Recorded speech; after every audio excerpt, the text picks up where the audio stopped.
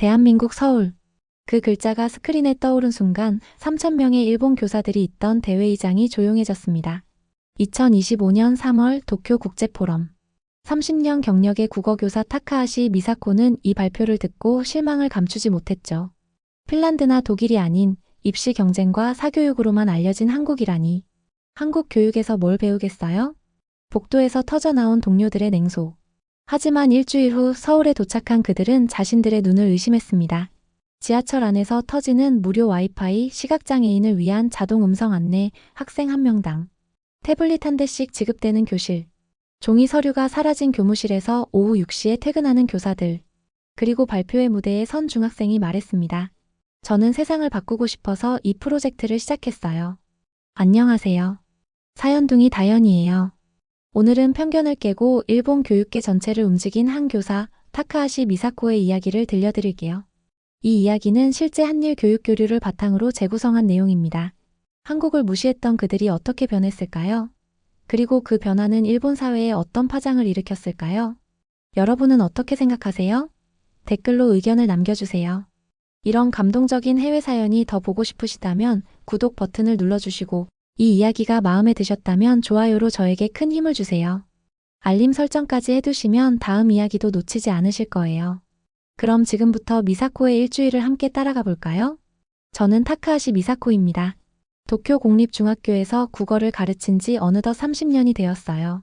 그날 저는 도쿄 국제포럼 대회의실에 앉아 있었습니다. 전국 교육자 총회였죠. 3,000명의 교사들이 모인 자리였어요. 무대 위 스크린에는 곧 발표될 해외 연수 국가명이 떠오를 예정이었습니다. 저는 떨리는 마음을 애써 가라앉히며 손을 꼭 쥐었어요. 이번이 제 마지막 기회였거든요. 30년간 교단에 섰지만 단 한 번도 해외 연수 기회를 받지 못했습니다. 예산 부족이니 선발 탈락이니 하는 이유로요. 은퇴를 2년 앞둔 지금 이번만큼은 꼭 가고 싶었어요. 주변 동료들도 기대에 차 있었어요. 핀란드면 좋겠어. 교육 선진국이잖아. 독일도 괜찮을 것 같아요. 직업 교육이 훌륭하다던데요. 저도 속으로 바랐습니다. 북유럽이나 미국 같은 곳이면 좋겠다고요. 일본 교육계에서 늘 모범으로 다루는 나라들이었으니까요. 사회자가 마이크를 잡았습니다. 그럼 이제 올해 연수 국가를 발표하겠습니다. 조명이 어두워지고 스크린에 불이 들어왔어요. 저는 숨을 참았습니다. 그리고 그 순간 떠오른 글자를 봤죠. 대한민국 서울. 회의장이 조용해졌습니다. 기대에 찬 웅성거림이 순식간에 사라졌어요. 저도 멍하니 스크린을 바라봤습니다. 한국이요? 옆에 앉은 선생님이 작게 한숨을 쉬었어요. 한국이라니 좀 실망인데요. 뒷줄에서도 비슷한 반응이 들렸습니다. 입시 경쟁으로 유명한 나라 아니에요? 솔직히 말하면 저도 실망했습니다. 한국에 대해 제가 아는 건 거의 없었거든요. 텔레비전에서 본 K-팝 가수들, 가끔 화제가 되는 예능 프로그램 정도였죠. 교육에 관해서는 부정적인 이미지만 있었어요. 학생들을 새벽까지 학원에 보내고 성적으로만 줄 세우는 나라라고요. 회의가 끝나고 복도로 나왔을 때 동료들이 모여 이야기하고 있었어요. 차라리 국내 연수가 나았겠어요. 한국 교육은 우리가 배울 게 없잖아요. 저는 그 말에 동의하지 않았지만 반박하지도 못했습니다. 한국에 대해 제대로 아는 게 없었으니까요. 귀가하는 전철 안에서 창밖을 바라보며 생각했습니다. 왜 실망했을까요? 한국을 가본 적도 없고 그곳 교육을 접해본 적도 없는데 말이에요. 모른다는 건 무시해도 된다는 뜻이 아닌데 저는 모르기 때문에 오히려 더 무시했던 것 같아요. 집에 돌아와 컴퓨터를 켰어요. 한국 교육에 대해 검색해봤습니다. 나오는 기사들은 대부분 입시 경쟁, 사교육비, 학생 자살률 같은 부정적인 내용이었죠. 역시 그렇구나. 저는 한숨을 쉬며 화면을 껐습니다. 30년을 기다린 기회가 이렇게 허무하게 느껴질 줄 몰랐어요. 그날 밤 저는 잠이 오지 않았습니다. 침대에 누워 천장을 바라보며 생각했어요. 교사로서 세계를 더 알고 싶었지만 한국은 그 대상이 아니었습니다. 적어도 그때까지는요. 하지만 지금 돌이켜보면 그 순간이 제 인생에서 가장 중요한 전환점이었습니다. 다음 주 월요일 학교에서 연수 사전 모임이 있었어요. 담당 장학사가 자료를 나눠주며 설명했습니다. 한국은 최근 교육 혁신으로 주목받고 있습니다. 하지만 회의실 분위기는 여전히 냉랭했죠. 선생님들은 자료를 대충 훑어보기만 했습니다. 저는 자료를 꼼꼼히 읽어봤어요. 태블릿 기반 수업, 전자칠판, 공기질 관리 시스템. 낯선 단어들이 나열되어 있었습니다. 정말 이런 게 공립학교에 다 갖춰져 있을까? 반신반의했지만 한편으론 궁금했어요. 출발일이 다가왔습니다. 저는 짐을 싸면서도 마음이 무거웠어요. 기대보다는 의무감이 컸습니다. 그래도 가는 김에 최선을 다해보자. 편견 없이 보려고 노력하자. 스스로에게 다짐했죠. 하지만 솔직히 말하면 큰 기대는 하지 않았습니다. 공항으로 가는 버스 안에서 옆자리 선생님이 말했어요. 미사코 선생님, 너무 실망하지 마세요. 어쨌든 해외 나가는 거잖아요. 저는 억지로 웃으며 고개를 끄덕였습니다. 창밖으로 스쳐 지나가는 도쿄 풍경을 보며 생각했어요. 한국이라는 나라가 제게 무엇을 보여줄까요? 인천공항에서 호텔로 가는 버스 안에서 저는 창밖을 바라봤습니다. 깨끗하게 정돈된 도로, 질서정연하게 달리는 차들. 일본과 크게 다르지 않아 보였어요. 역시 비슷하네. 속으로 생각하며 긴장을 풀었죠. 그런데 서울 시내로 들어서면서 뭔가 달라지기 시작했습니다. 호텔에 도착해 짐을 풀고 로비로 내려왔어요. 저녁 식사 전까지 시간이 있어서 근처를 걸어보기로 했습니다. 호텔 문을 나서는 순간 눈에 들어온 건 보도블록이었어요. 노란색 점자 블록이 촘촘하게 깔려 있었습니다. 일본에도 있는 거라 특별할 게 없다고 생각했죠. 그런데 자세히 보니 달랐어요. 점자 블록 옆으로 음성 안내 기기가 설치되어 있었습니다. 시각장애인이 지나가면 자동으로 방향을 안내하는 시스템이었어요. 게다가 보도와 차도 사이에는 턱이 거의 없었습니다. 휠체어나 유모차가 지나다니기 편하도록 설계된 거였죠. 횡단보도를 건너는데 신호등에서 음성이 나왔어요. 잠시 후 녹색불입니다. 그리고 녹색으로 바뀌자 건너세요 라는 안내와 함께 경쾌한 새소리가 들렸습니다. 저는 멈춰 서서 주변을 둘러봤습니다. 길 한쪽에는 유모차 전용 통로 표시가 있었어요. 자전거 도로도 따로 구분되어 있었고요. 저녁을 먹고 숙소로 돌아가기 위해 지하철을 타기로 했어요. 역 입구에 들어서자마자 또 놀랐습니다. 엘리베이터가 여러 대 설치되어 있었거든요. 승객 수에 맞춰 충분한 대수가 설치되어 있었습니다. 개찰구를 통과하는 방식도 신기했어요. 스마트폰을 갖다 대기만 하면 됐습니다. 플랫폼에는 스크린도어가 설치되어 있었어요. 천장에는 실시간 열차 도착 정보가 뜨는 디스플레이가 있었고 2분 30초 후 도착이라는 정확한 시간까지 표시됐습니다. 전동차가 들어왔습니다. 문이 열리고 안으로 들어갔죠. 객차 내부는 깨끗했고 제일 놀란 건 따로 있었습니다. 천장에서 무료 와이파이가 잡히는 거예요. 지하철 안에서요. 저는 스마트폰으로 접속해봤습니다. 속도도 빨랐어요. 좌석 위 디스플레이에는 노선도가 실시간으로 표시됐습니다. 지금 어느 역을 지나가는지, 다음 역까지 몇 분 남았는지 한눈에 알 수 있었어요. 역에서 내려 호텔로 가려고 택시를 탔어요. 기사님께 호텔 이름을 말했는데 제 일본어 발음이 이상했는지 잘 못 알아들으시더라고요. 당황하는 저를 보고 기사님이 웃으며 태블릿을 꺼내셨습니다. 화면에는 자동 번역 앱이 켜져 있었어요. 제가 일본어로 말하자 즉시 한국어로 번역되어 나왔습니다. 기사님이 고개를 끄덕이며 출발하셨죠. 차 안에서 기사님이 번역 앱을 통해 물으셨어요. 일본에서 오셨어요? 교사 연수로 왔습니다. 아, 선생님이시구나. 환영합니다. 짧은 대화였지만 감동적이었어요. 호텔에 도착해 방으로 돌아왔습니다. 침대에 앉아 오늘 하루를 되짚어봤어요. 단 몇 시간이었지만 제 생각이 많이 바뀌었습니다. 한국은 제가 생각했던 것과 완전히 달랐어요. 고령자와 장애인을 위한 배려가 도시 곳곳에 녹아 있었습니다. 디지털 기술은 단순히 첨단 기기가 아니라 사람들의 불편을 줄이기 위한 도구였습니다. 교통 시스템은 일본 못지않게 정확했고 오히려 더 친절했어요. 그날 밤 저는 노트에 오늘 본 것들을 정리했습니다. 음성 안내 시스템, 유모차 전용 통로, 비접촉 결제, 지하철 와이파이. 하나하나가 작은 것 같지만 모이면 큰 차이를 만들었어요. 한국은 사람을 먼저 생각하는 나라구나. 처음으로 그런 생각이 들었습니다. 내일은 본격적으로 학교를 방문한다고 했어요.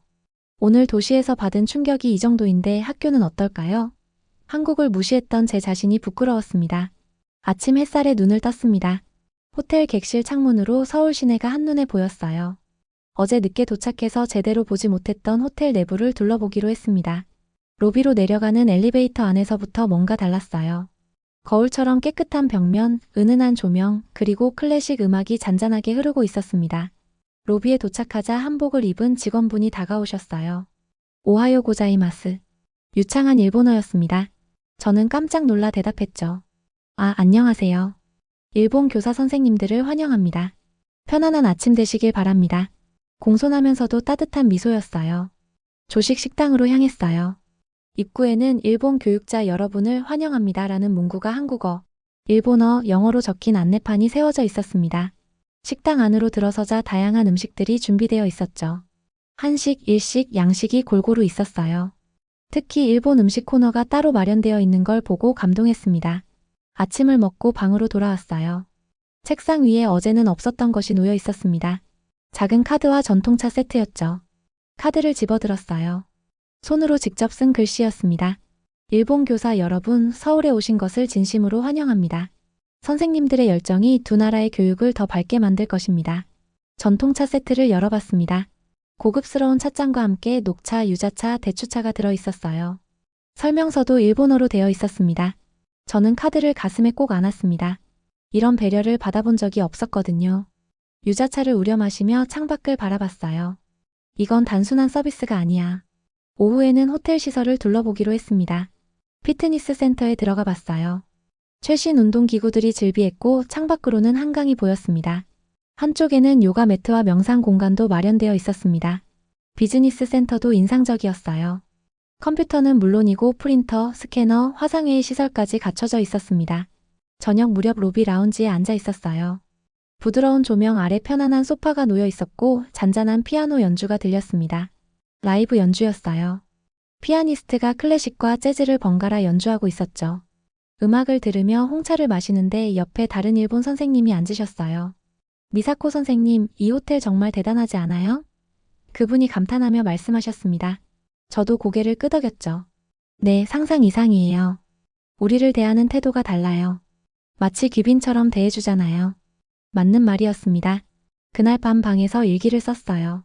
오늘 느낀 건 한국의 환대는 형식이 아니라 철학이라는 것이다. 손님을 단순히 돈을 지불하는 고객이 아니라 존중받아야 할 사람으로 대한다. 특히 우리가 교육자라는 점을 인식하고 그에 맞는 예우를 해준다. 다음날 아침에도 책상 위에 새로운 것이 놓여 있었어요. 작은 한국 전통 부채였습니다. 거기에 또 손글씨 카드가 있었죠. 오늘도 좋은 하루 되시길 바랍니다. 저는 부채를 펼쳐봤어요. 수묵화로 그려진 산수화가 아름다웠습니다. 조식을 먹으러 내려갔는데 메뉴가 또 바뀌어 있었어요. 직원분께 여쭤봤죠. 매일 메뉴를 바꾸시나요? 네, 손님들이 지루하지 않도록 날마다 조금씩 바꿉니다. 감동이었습니다. 식사 후 로비에서 다른 선생님들과 이야기를 나눴어요. 모두 같은 반응이었습니다. 이런 대접은 처음이에요. 우리를 정말 존중해주는 게 느껴져요. 한국에 대한 제 편견이 완전히 무너지고 있었어요. 버스를 기다리며 호텔 로비를 다시 둘러봤습니다. 한국 전통 문양이 새겨진 기둥, 현대적인 디자인의 가구, 은은한 조명. 전통과 현대가 조화롭게 어우러져 있었어요. 그리고 무엇보다 이 모든 것 뒤에는 사람을 향한 배려가 있었습니다. 호텔은 단순히 잠자는 곳이 아니었습니다. 버스가 서울 시내 한 중학교 앞에 멈춰섰습니다. 현대적인 건물이 눈에 들어왔어요. 정문에는 일본 교육자 여러분을 환영합니다라는 현수막이 걸려 있었죠. 교장 선생님과 여러 교사들이 나와 계셨어요. 먼 곳에서 오시느라 수고 많으셨습니다. 교장 선생님이 일본어로 인사하셨습니다. 현관으로 들어갔어요. 신발을 벗는 대신 신발 소독기가 있었습니다. 복도로 들어서자 첫 번째 충격이 왔습니다. 벽면 곳곳에 디스플레이가 설치되어 있었어요. 실시간으로 학교 소식, 급식 메뉴, 시간표가 표시되고 있었습니다. 모든 공지사항은 디지털로 전달됩니다. 교감 선생님이 설명해 주셨습니다. 첫 번째 교실에 들어갔어요. 학생들이 수업 중이었습니다. 그런데 책상 위에 책이 없었어요. 대신 모든 학생이 태블릿을 들고 있었습니다. 선생님도 전자칠판을 사용하고 계셨죠. 한 학생이 태블릿으로 조선시대 자료를 띄웠습니다. 전자칠판에 즉시 공유됐어요. 토론이 자연스럽게 이어졌습니다. 교실 천장을 보니 공기질 측정기가 있었습니다. 이산화탄소 농도, 미세먼지 수치, 온도, 습도가 실시간으로 표시되고 있었어요. 기준치를 넘으면 자동으로 환기 시스템이 작동합니다. 다음은 과학실이었어요. 학생들이 가상현실 기기를 쓰고 실험하고 있었거든요. 위험한 화학 실험은 VR로 먼저 해봅니다. 음악실로 이동했습니다. 악기들이 정돈되어 있었고 방음 시설이 완벽했어요. 그런데 제일 신기했던 건 디지털 작곡 시스템이었습니다. 학생들이 컴퓨터로 직접 음악을 만들고 있었어요. 급식실 시간이 되었습니다. 식판에 바코드가 붙어 있었습니다. 학생들의 알레르기 정보가 시스템에 입력되어 있어요. 도서관은 제 예상을 완전히 뛰어넘었어요. 책장도 있었지만 디지털 도서 검색대가 더 많았습니다. 학생들이 태블릿으로 전자책을 빌려보고 있었어요. 한쪽에는 토론실도 있었고 1인 독서 공간도 마련되어 있었어요. 교무실을 방문했을 때 가장 큰 충격을 받았습니다. 선생님들 책상 위에 서류가 거의 없었거든요. 모두 컴퓨터로 작업하고 계셨어요. 출결 관리, 성적 입력, 학부모 상담 기록 모두 디지털로 처리됩니다. 한 선생님이 화면을 보여주시며 설명하셨습니다. 예전에는 종이 서류 때문에 밤늦게까지 일했어요. 지금은 업무 시간이 절반으로 줄었습니다. 상담실도 인상적이었어요. 편안한 소파와 따뜻한 조명, 그리고 방음 시설이 갖춰져 있었습니다. 특별실로 이동했어요. 로봇 동아리실이었습니다. 학생들이 직접 로봇을 조립하고 프로그래밍하고 있었어요. 코딩 교육은 필수입니다. 미래를 준비하는 거죠. 운동장도 둘러봤습니다. 인조잔디가 깔려 있었고 야간 조명 시설도 완벽했어요. 학교 투어를 마치고 회의실에 모였어요. 저는 노트에 적은 것들을 다시 읽어봤습니다. 태블릿 수업, 공기질 관리, VR 실험, 디지털 도서관, 종이 없는 교무실. 하나하나가 충격이었어요. 옆에 앉은 일본 선생님이 한숨을 쉬셨어요. 우리 학교랑 너무 다르네요. 저도 공감했습니다. 맞아요. 출석부도 종이로 쓰고 서류도 손으로 정리하죠. 교장 선생님이 말씀하셨습니다. 기술은 도구일 뿐입니다. 중요한 건 학생들이 미래를 준비하도록 돕는 거죠. 학교를 나서며 뒤돌아봤어요. 저는 교실이 아니라 미래를 본 것 같았습니다. 기술과 교육이 만나 학생들을 위한 최상의 환경을 만들어낸 곳. 한국은 이미 몇 걸음 앞서가고 있었어요. 오후에는 한국 교사들과의 교류 시간이 마련되어 있었습니다. 학교 대강당에 둥근 테이블이 여러 개 준비되어 있었어요. 각 테이블마다 일본 교사 3명과 한국 교사 3명이 앉아 대화를 나누는 방식이었죠. 통역사도 배치되어 있었지만 영어로 소통하는 선생님들도 많았습니다. 제 테이블에는 젊은 선생님 1분과 중견 선생님 2분이 앉으셨어요. 안녕하세요. 저는 김준혁입니다. 수학을 가르치고 있어요. 저는 이민정이고 국어교사입니다. 박성호예요. 과학을 담당하고 있습니다. 다들 친근하게 인사해 주셨어요. 본격적인 대화가 시작됐습니다. 아까 본 태블릿 수업이 정말 인상적이었어요. 모든 수업이 저렇게 진행되나요? 김준혁 선생님이 고개를 끄덕이며 대답하셨습니다. 네, 대부분의 수업에서 디지털 기기를 활용합니다. 학생 1명당 태블릿 1대씩 지급되거든요. 비용은 어떻게 충당하나요? 제가 물었습니다. 국가와 교육청에서 지원합니다. 공교육 평등을 위해 모든 학교에 똑같이 지원해요. 이민정 선생님이 설명하셨죠. 저는 일본 상황을 떠올렸어요. 우리 학교는 컴퓨터실 하나뿐이었습니다. 학생 수에 비해 컴퓨터가 부족해서 2명이 1대씩 나눠 써야 했죠. 다음 주제는 교사 연수였습니다. 선생님들은 어떤 연수를 받으시나요? 연간 60시간이 필수입니다. 교육청에서 다양한 프로그램을 운영하고 있어요. 김준혁 선생님이 답하셨습니다. 60시간이요? 저는 놀라서 되물었어요. 저희는 1년에 한두 번 정도 연수가 있어요. 학부모 소통 방식도 화제가 됐습니다. 학부모와는 어떻게 연락하세요? 전용 앱이 있습니다. 출결, 급식, 학교 공지, 상담 예약 모두 앱으로 처리돼요. 박성호 선생님이 스마트폰을 꺼내 화면을 보여주셨어요. 저희는 전화나 가정통신문을 씁니다. 제가 말했어요. 가정통신문요? 종이로요? 대화가 이어지면서 격차가 점점 더 명확해졌어요. 한국 교사들은 디지털 시스템 덕분에 행정 업무 시간이 줄어들었다고 했습니다. 예전에는 밤 10시까지 학교에 있었어요. 지금은 6시면 퇴근합니다. 부럽네요. 저희는 아직도 밤늦게까지 서류 작업을 합니다. 일본 선생님 1분이 한숨을 쉬셨어요. 한국도 예전엔 그랬어요. 박성호 선생님이 말씀하셨습니다. 하지만 정부가 교육 디지털화를 결정하고 대대적으로 투자했어요. 교사들의 업무 효율을 높이는 게 곧 교육의 질을 높이는 거라고 판단한 거죠. 교사 복지는 어떤가요? 건강검진은 매년 무료로 받아요. 심리 상담 프로그램도 있고요. 저는 가슴이 답답해졌어요. 일본에서는 교사가 학부모에게 무조건 사과하는 문화가 있습니다. 부당한 요구에도 거절하기 어려워요. 제일 중요한 건 교사도 계속 배우는 존재라는 인식이에요. 박성호 선생님이 진지하게 말씀하셨습니다. 교사도 성장해야 학생들을 더 잘 가르칠 수 있어요. 그 말이 제 가슴을 쳤습니다. 맞는 말이었어요. 저는 30년간 가르쳤지만 제대로 된 재교육을 받은 적이 거의 없었습니다. 바뀌는 세상을 따라가기 힘들었고 학생들과의 거리도 점점 멀어지는 느낌이었죠. 교류 시간이 끝나갈 무렵 한국 선생님들이 말씀하셨습니다. 일본 교육도 훌륭해요. 회의실을 나서며 일본 선생님들끼리 모였습니다. 모두 침묵했어요. 우리가 너무 뒤처진 건 아닐까요? 인정하기 싫지만 사실이에요. 저도 고개를 숙였습니다. 그날 밤 호텔 방에서 오늘 대화를 정리했어요. 한국 교사들은 시스템의 지원을 받으며 성장하고 있었습니다. 이대로는 안 되겠어. 저는 다짐했습니다. 다음 날은 학생 동아리 발표회가 열리는 날이었습니다. 학교 강당에 도착하니 이미 많은 학생들이 준비하고 있었어요.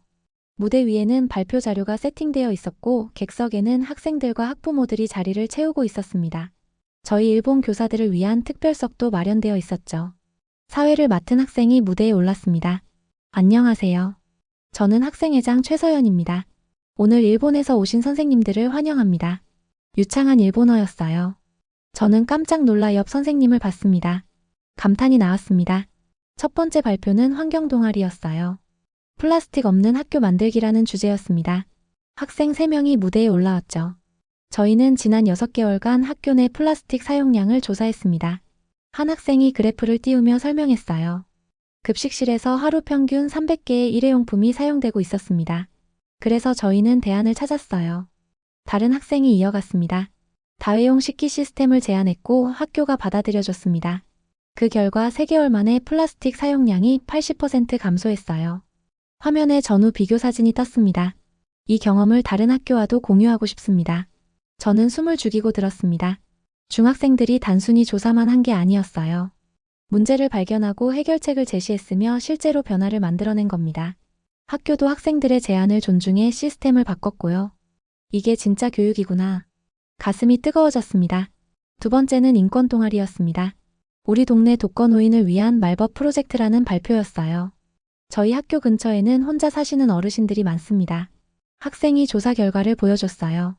그래서 매주 토요일마다 어르신 댁을 방문해 이야기를 나눴습니다. 처음엔 낯설었어요. 다른 학생이 솔직하게 말했습니다. 하지만 계속 만나다 보니 어르신들도 저희를 기다리시더라고요. 화면에 학생들과 어르신들이 함께 웃는 사진이 떴습니다. 이 활동을 통해 배웠어요. 작은 관심이 누군가의 삶을 바꿀 수 있다는 걸요. 세 번째는 연극 동아리였습니다. 차별 없는 세상이라는 제목의 짧은 연극을 공연했어요. 장애를 가진 학생이 겪는 어려움을 다룬 내용이었습니다. 우리는 다르지만 평등합니다 라는 마지막 대사가 강당에 울려 퍼졌습니다. 공연이 끝나고 학생이 나와 설명했어요. 이 연극을 준비하면서 장애 학생들을 인터뷰했습니다. 그들의 이야기를 듣고 우리가 몰랐던 불편함을 알게 됐어요. 화면에 인터뷰 영상이 재생됐습니다. 이 연극을 통해 많은 사람들이 생각해봤으면 좋겠어요. 발표가 모두 끝나고 질의응답 시간이 있었습니다. 저는 손을 들었어요. 마이크를 건네받고 일어섰습니다. 환경동아리 학생에게 묻고 싶습니다. 왜 그런 주제를 선택했나요? 학생이 미소를 지으며 대답했어요. 세상을 바꾸고 싶어서요. 작은 변화라도 시작하고 싶었습니다. 그 대답에 저는 할 말을 잃었습니다. 세상을 바꾸고 싶다고요. 중학생의 입에서 나온 말이라고 믿기 어려웠어요. 하지만 학생의 눈빛은 진지했습니다. 선생님, 교육은 점수가 아니라 세상을 더 나은 곳으로 만드는 거라고 배웠어요. 다른 일본 선생님도 질문하셨어요. 어르신들을 돕는 활동이 공부에 지장을 주지 않았나요? 학생이 고개를 저었습니다. 공부도 중요하지만 사람을 돕는 것도 공부예요. 오히려 제 삶이 더 풍요로워졌습니다. 저는 가슴이 먹먹해졌어요. 일본에서는 학생들에게 공부 외의 활동을 권하기 어렵습니다. 입시 때문이죠. 하지만 여기는 달랐습니다. 질의응답이 끝나고 쉬는 시간이었습니다. 학생들이 저희에게 다가왔어요. 선생님, 일본에서 오셨어요? 네, 그래. 제가 대답하자 학생들이 반갑게 인사했습니다. 일본 교육은 어때요? 우리는 시험 준비를 많이 해. 한국도 그래요. 하지만 그것만이 전부는 아니에요. 다른 학생이 말했습니다. 저희 선생님들은 항상 말씀하세요. 공부도 중요하지만 좋은 사람이 되는 게 더 중요하다고요. 좋은 사람이요? 네, 다른 사람을 배려하고 세상을 이롭게 하는 사람이요. 저는 그 말을 곱씹었습니다. 좋은 사람을 만드는 교육. 일본에서는 거의 들어본 적 없는 말이었어요. 다시 발표가 시작됐습니다. 네 번째는 과학 동아리였어요. 학교 텃밭에서 키운 유기농 채소 나눔 프로젝트를 발표했습니다. 땅을 만지며 자연의 소중함을 배웠어요. 그리고 나눔의 기쁨도 알았습니다. 마지막은 독서 동아리였습니다. 책으로 세상 읽기라는 주제로 다양한 책을 소개했어요. 모든 발표가 끝났습니다. 학생회장이 다시 무대에 올라왔어요. 오늘 발표를 들어주셔서 감사합니다. 그리고 학생이 저희를 향해 말했습니다. 선생님들, 교육은 선생님만 하는 게 아니에요. 우리가 함께 만드는 거예요. 그 말에 저는 울컥했습니다. 강당을 가득 채운 사람들이 일어나 박수를 쳤습니다. 저도 일어나 박수를 쳤어요. 눈물이 흘렀습니다. 30년간 교사로 살았지만 오늘 학생들에게 배웠습니다. 강당을 나오며 옆 선생님이 말씀하셨어요. 우리가 놓친 게 뭔지 알겠어요.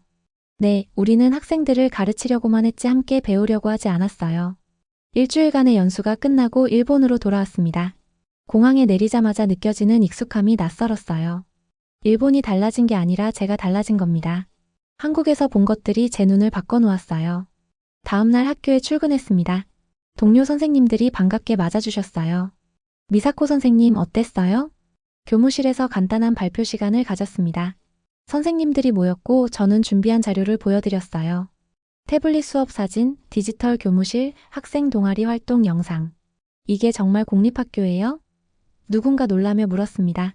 네, 우리와 똑같은 공립학교입니다. 점심시간에 몇몇 선생님들이 더 자세한 이야기를 듣고 싶다고 하셨어요. 학생들이 정말 그렇게 적극적이었어요? 네, 스스로 주제를 정하고 프로젝트를 진행했어요. 우리 학생들도 그럴 수 있을까요? 할 수 있다고 생각해요. 기회만 주어진다면요. 주말에 제 경험을 블로그에 올렸습니다. 한국에서 본 것들, 느낀 것들을 솔직하게 적었어요. 교사로서 부끄러웠지만 동시에 희망을 봤다는 제목이었습니다. 예상치 못하게 글이 빠르게 퍼져나갔어요. 공유가 되고 댓글이 달렸습니다. 저도 한국 연수에 참여했어요. 한국 교육을 배워야 합니다. 한 달 후 지역신문에서 인터뷰 요청이 왔습니다. 기자를 만나 한국 연수 경험을 자세히 이야기했어요. 일본 교육도 배울 점이 많다는 걸 깨달았습니다. 기사가 나가자 반응이 뜨거웠습니다. 다른 언론에서도 취재 요청이 들어왔어요. 교육청에서 연락이 왔습니다. 한국 교육 사례 발표를 해주실 수 있나요? 발표 당일 강당은 500명의 교사들로 가득 찼어요. 긴장되었지만 제 경험을 있는 그대로 나눴습니다. 한국은 우리보다 몇 걸음 앞서 있었습니다. 저는 솔직하게 말했어요. 하지만 부러워만 할 게 아니라 배워야 합니다. 그들도 과거에는 우리처럼 종이 서류에 파묻혀 있었어요. 변화를 선택했고 실행했습니다. 발표 후 질의응답 시간에 젊은 선생님 한 분이 손을 들었어요. 우리도 변할 수 있을까요? 저는 마이크를 잡고 대답했습니다. 변할 수 있습니다. 하지만 우리 혼자서는 안 돼요. 시스템이 바뀌어야 합니다. 그러려면 목소리를 내야 해요. 그 후 변화가 시작됐습니다. 3,000명의 연수 참가 교사들이 각자의 학교로 돌아가 경험을 나눴어요. SNS와 언론을 통해 한국 교육이 화제가 됐습니다. 왜 우리는 못하나? 교사의 업무 환경을 개선하라. 여론이 형성되기 시작했어요. 교육부가 움직였습니다. 한국식 교육 시스템 벤치마킹을 위한 태스크포스가 구성됐어요. 저를 포함한 연수 참가 교사 몇 명이 자문위원으로 위촉됐습니다. 첫 회의에서 저는 제안했습니다. 디지털화부터 시작해야 합니다. 교사들이 행정 업무에서 해방되어야 학생들에게 집중할 수 있어요. 다른 위원들도 동의했습니다. 교사 연수 시스템도 개선해야 합니다. 몇 달 후 교육부가 발표했습니다. 교육 디지털 전환 5개년 계획이었어요. 전국 공립학교의 디지털 기기 보급, 교무 행정 시스템 구축, 교사 연수 프로그램 확대. 구체적인 로드맵이 나왔습니다. 예산도 대폭 증액됐어요. 뉴스에서 저를 인터뷰했습니다. 이번 정책에 대해 어떻게 생각하세요? 늦었지만 시작이라도 하게 되어 다행입니다. 중요한 건 실행이에요. 현장의 목소리를 계속 들으며 개선해 나가야 합니다. 학교에서도 변화가 시작됐어요. 교장 선생님이 회의를 소집했습니다. 우리 학교도 변해봅시다. 교사들이 아이디어를 냈습니다. 학생 동아리 활성화는 어떨까요? 한국어학원 수강생이 급증했다는 뉴스도 나왔습니다. 교사들뿐 아니라 일반인들도 한국에 관심을 갖기 시작한 거예요. 한국행 항공편 예약도 늘었다고 했습니다. 1년 후 제 학교에 변화가 보였습니다. 학생들이 자율적으로 프로젝트를 기획하고 발표하는 시간이 생겼어요. 선생님, 이거 정말 재밌어요. 어느 날 복도에서 학생 하나가 제게 말했습니다. 선생님, 저희도 세상을 바꿀 수 있을까요? 한국 학생이 했던 그 말이었어요. 저는 학생의 어깨에 손을 얹고 말했습니다. 물론이야. 너희는 할 수 있어. 그날 밤 일기를 썼습니다. 1년 전 한국행을 실망했던 내가 부끄럽다. 변화는 시작됐다. 한국 연수 후 6개월이 흘렀습니다. 그날 아침 저는 남편에게 물었어요. 여보, 이번 휴가 때 서울 가는 거 어때요? 남편이 신문을 내려놓으며 웃었습니다. 당신이 그렇게 감동받은 곳이라면 나도 꼭 가보고 싶소. 저는 바로 항공권을 예매했어요. 인천공항에 도착했을 때 남편이 주변을 둘러보며 감탄했어요. 당신 말이 맞았소. 정말 깨끗하고 체계적이네요. 자동 출입국 심사대를 통과하며 남편이 또 놀랐습니다. 얼굴 인식만으로 되는 거요? 공항 로비에서 로봇 안내원이 다가왔습니다. 안녕하세요. 도와드릴 거? 유창한 일본어였어요. 지하철을 타고 호텔로 향했습니다. 남편이 창밖을 보며 말했어요. 깨끗하네요. 낙서 하나 없고. 열차가 부드럽게 정거장에 멈췄습니다. 정시성도 대단해요. 일본 못지않네요. 호텔에 짐을 풀고 나왔어요. 저는 남편을 데리고 처음 왔을 때 걸었던 그 거리로 향했습니다. 점자 블록, 음성 안내 시스템, 유모차 전용 통로. 봐요, 이런 배려들이 곳곳에 있어요. 남편이 고개를 끄덕이며 말했습니다. 정말 사람을 먼저 생각하는 도시네요. 저녁에는 예전에 방문했던 그 중학교를 다시 찾아갔습니다. 교장 선생님이 반갑게 맞아주셨습니다. 미사코 선생님 다시 오셨네요. 교실은 여전히 활기찼습니다. 학생들이 태블릿으로 수업하고 있었어요. 남편이 조용히 말했습니다. 당신이 감동받은 이유를 알겠소. 동아리실에도 들렀습니다. 환경 동아리 학생들이 새로운 프로젝트를 준비하고 있었어요. 선생님 기억하세요? 6개월 전 발표했던 그 학생이 반갑게 인사했습니다. 물론이지. 프로젝트는 어떻게 됐니? 다른 학교들도 참여하기 시작했어요. 플라스틱 줄이기 운동이 확산되고 있어요. 학생의 눈빛은 더 반짝였습니다. 선생님 덕분에 용기를 얻었어요. 제 가슴이 뜨거워졌어요. 네가 시작한 변화가 일본에도 영향을 줬어. 우리 학교 학생들도 프로젝트를 시작했거든. 한국 교사들과도 다시 만났습니다. 카페에서 차를 마시며 근황을 나눴어요. 김준혁 선생님이 물었습니다. 일본은 어떻게 변하고 있어요? 조금씩 변하고 있습니다. 디지털화 계획도 발표됐고요. 우리가 뭘 했다고요? 미사코 선생님이 변화를 이끄신 거죠. 교육은 서로 배우는 거예요. 목표는 같잖아요. 다음 날은 남편과 함께 서울 시내를 걸었습니다. 한강공원에 갔어요. 자전거를 타는 사람들, 운동하는 사람들, 가족들이 평화롭게 시간을 보내고 있었습니다. 좋은 도시네요. 남편이 말했어요. 벤치에 앉아 강물을 바라봤습니다. 남편이 제 손을 잡으며 물었어요. 당신은 이곳에서 무엇을 찾았소? 저는 잠시 생각하다가 대답했습니다. 교육의 본질이요. 그리고 제가 놓치고 있던 것들을요. 편견 없이 세상을 보는 법도 배웠고요. 처음 한국행을 들었을 때 실망했었어요. 하지만 그게 제 편견이었어요. 한국을 몰랐기 때문에 무시했던 거죠. 그런데 막상 와보니 완전히 달랐어요. 기술과 배려가 공존하는 도시, 학생을 중심에 두는 교육. 모든 게 새로웠어요. 그리고 깨달았죠. 진짜 선진국은 사람을 얼마나 생각하느냐에 달렸다는 걸요. 저녁에는 명동을 걸었습니다. 화려한 네온사인 활기찬 거리. 하지만 제 눈에는 장애인을 위한 경사로가 보였어요. 마지막 날 아침 호텔 창가에 서서 서울을 내려다봤습니다. 6개월 전 처음 봤던 이 풍경이 이제는 친숙했어요. 고마워요, 서울. 속삭이듯 말했어요. 당신이 제게 가르쳐준 것들을 절대 잊지 않을게요. 공항으로 가는 버스 안에서 남편이 말했습니다. 다시 오고 싶소. 이번엔 학생들도 데려오면 어떨까요? 비행기가 이륙했습니다. 창밖으로 서울이 점점 멀어졌어요. 하지만 마음속에는 더 가까워진 느낌이었습니다. 서울은 이제 제 일부가 되었어요. 제가 교사로서 나아갈 방향을 알려준 곳. 도쿄에 도착해 집으로 돌아왔습니다. 책상에 앉아 노트를 펼쳤어요. 2번째 서울 방문이라고 제목을 쓰고 경험을 적기 시작했습니다. 몇 주 후 학교에서 학생들에게 말했습니다. 선생님이 다녀온 서울 이야기를 해줄게. 학생들의 눈빛이 반짝였어요. 서울은 여러분이 꿈꾸는 미래가 이미 현실인 곳이야. 한 학생이 손을 들었어요. 선생님, 저희도 가볼 수 있을까요? 물론이지. 선생님이 기회를 만들어 볼게. 그날 밤 남편과 저녁을 먹으며 이야기했습니다. 당신 학생들 표정 봤소? 정말 반짝이던데요. 네, 변화는 이렇게 시작되는 거예요. 한 사람이 경험하고 나누면 그게 물결이 되는 거죠. 다시 일기를 폈습니다. 마지막 페이지에 이렇게 썼어요. 한국은 이제 내 2번째 고향이다. 그로부터 1년 후 일본 교육부는 교육 디지털 전환 5개년 계획을 발표했습니다. 한국어 학원 수강생이 급증했고 서울행 항공편 예약이 폭발적으로 늘었죠. 3,000명의 교사가 뿌린 작은 씨앗이 일본 교육계 전체를 흔들기 시작한 겁니다. 미사코는 지금도 학생들에게 말합니다. 편견을 버리고 세상을 보는 것. 그게 선생님이 서울에서 배운 가장 큰 교훈이야. 한 사람의 변화가 3,000명을 움직였고 그들이 다시 수백만 명의 학생들에게 영향을 주고 있습니다. 이것이 바로 교육의 힘이죠. 여러분은 어떤 편견을 가지고 계신가요? 댓글로 솔직한 생각을 나눠주세요.